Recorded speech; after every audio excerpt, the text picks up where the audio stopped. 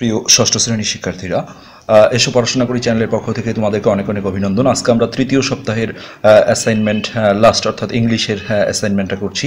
তো ইংলিশের ইতিপূর্বে তোমাদের একটা অ্যাসাইনমেন্ট হয়েছে, সেক্ষেত্রে ইংলিশের আজকে দ্বিতীয় অ্যাসাইনমেন্ট, কিন্তু তৃতীয় সপ্তাহের কৃষি শিক্ষা, ইংলিশ আর গণিতের অ্যাসাইনমেন্টের মধ্যে আমরা গণিত আর কৃষি শিক্ষা অলরেডি দিয়ে দিয়েছি।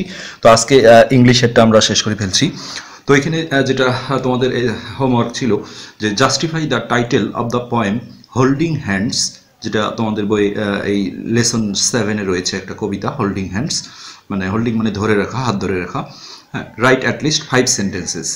তার মানে জাস্টিফাই মানে বিচার করা, মানে ওই কবিতার নাম যে হোল্ডিং হ্যান্ডস হয়েছে, এটা 5টা বাক্যে তোমাকে হচ্ছে যথার্থতা যাচাই করতে হবে যে হ্যাঁ নামকরণটা সার্থক হয়েছে ঘটনার সাথে। তো আমরা অ্যান্সারগুলো দেবো।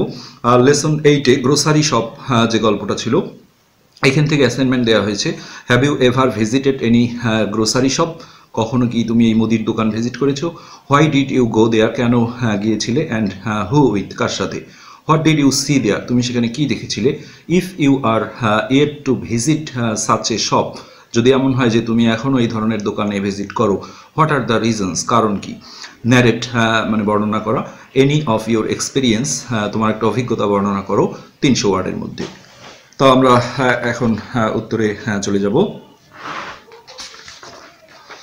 প্রথমে যে 1 নম্বর হোমওয়ার্ক HW ছিল, এটা justify the title of the poem holding hands, right at least 5 sentences. তাহলে আমরা সেটা এখন করছি। 1 নম্বর, এটা অ্যান্সার 1 নম্বর দিয়ে তোমরা লিখবা। তাহলে we know that elephants always walk in a group, তাহলে আমরা জানি যে হাতি সবসময় কি দল বেঁধে চলাচল করে। When they go to any place, যখন তারা কোনো একটা জায়গায় যায়, comma, they go in a group one after another, একজন আরেকজনের পিছে দল বেঁধে মানে সারিবদ্ধভাবে যায়। আমরা আবার পড়ছি, we know that elephants always walk in a group when they go to any place, comma, they go in a group one after another, একজনের পরে আরেকজন। ইট সিমস মানে ইহা মনে হয়, দ্যাট যে, ইহা মনে হয় যে, দে আর ওয়াকিং তারা হাঁটছে, হ্যাঁ, হোল্ডিং টেইলস মানে একজন আরেকজনের লেজ ধরে, হ্যাঁ, অফ দ্য আদার এলিফ্যান্টস অন্য হাতির, ইউজিং দেয়ার ট্রাঙ্কস মানে যেটা সুর, হাতির সুরটা মানে এটা ব্যবহার করে, এরকম আর কি। কবিতার আসলে কবির বিভিন্ন ছন্দ এরকম থাকে।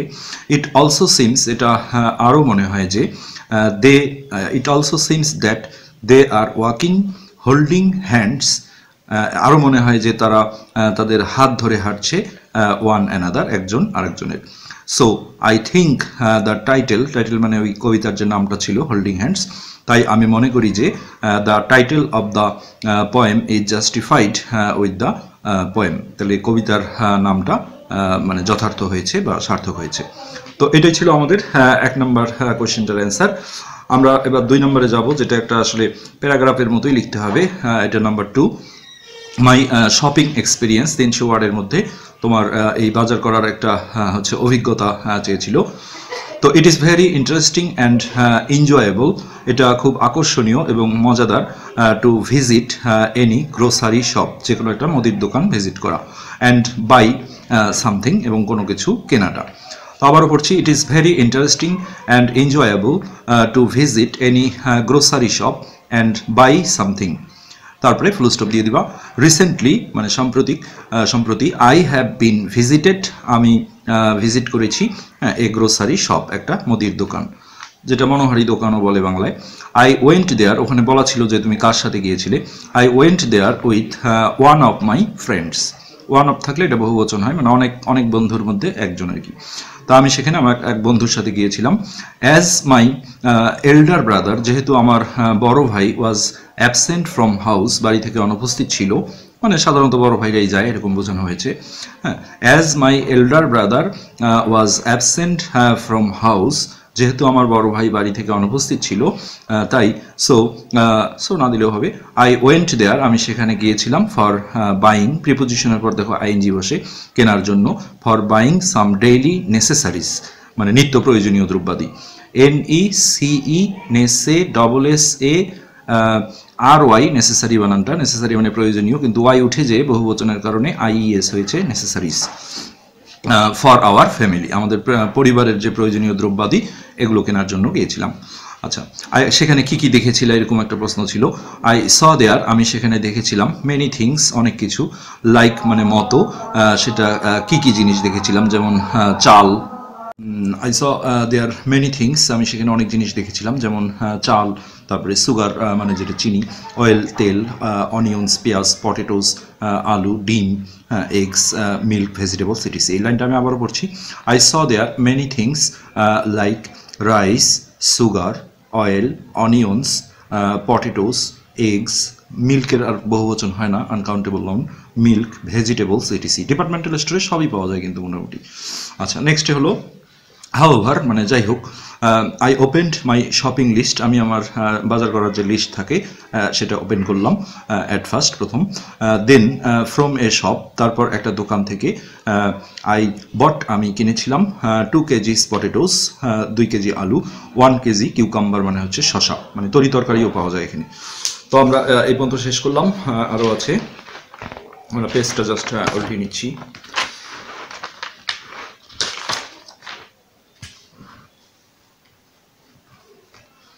আচ্ছা, তারপরে এখান থেকে আবার শুরু। দেন আই মুভড, মুভ মানে যদিও নড়াচড়া করা, এখানে যাওয়া বুঝাইছে, ওয়েন দিলেও হবে। Then I moved another shop, উপরের লাইনগুলো আসলে নিচে জায়গা আসেনি জন্য এই দুটো লাইন লেখা হয়েছে, তোমরা ওই পৃষ্ঠা যখন আমি উল্টালাম তারপরে এই লাইনটাই দিবা। Then I moved another shop, আরেকটা দোকানে গেলাম, বিসাইডস ইট, ইহার পাশে।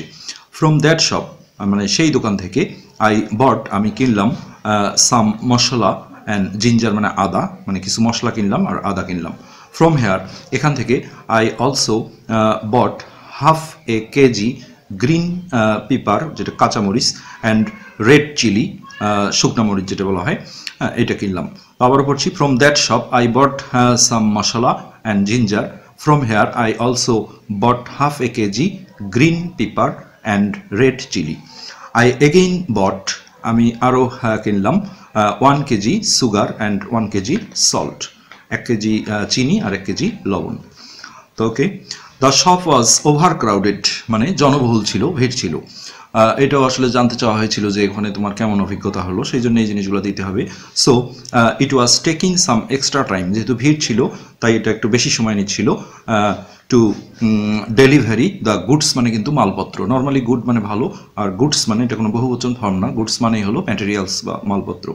এক্সট্রা টাইম নিচ্ছিল, ডেলিভারি মানে ওই সাপ্লাই দেওয়াটা, এটা যেহেতু কাস্টমার অনেক, এরকম কিছু। দেয়ার ওয়ার মেনি আদার পিপুল, সেখানে অনেক আরও লোক ছিল, who were buying, past continuous tense মানে যারা কিনছিল, হু আর বাইং দেয়ার নেসেসারিজ, তাদের প্রয়োজনীয় দ্রব্যাদি। So it was very natural to be delay a little bit, তাই এটা খুব স্বাভাবিক একটু সামান্য কিছু দেরি হওয়াটা। তো আমরা আবার ওই আগের লাইনগুলো পড়ছি। There were many other people who are buying their necessaries, full stop. So it was very natural to be delay a little bit মানে সামান্য কিছু সময়।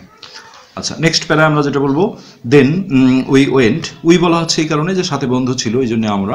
দেন we went to a fish market মানে মাছের বাজারে গেলাম আমরা, fish market, and bought some small fishes, এবং কিছু ছোট মাছ কিনলাম, অ্যাজ দ্য লিস্ট মানে লিস্ট হিসেবে, তার মানে লিস্টে ছোট মাছের নামও ছিল।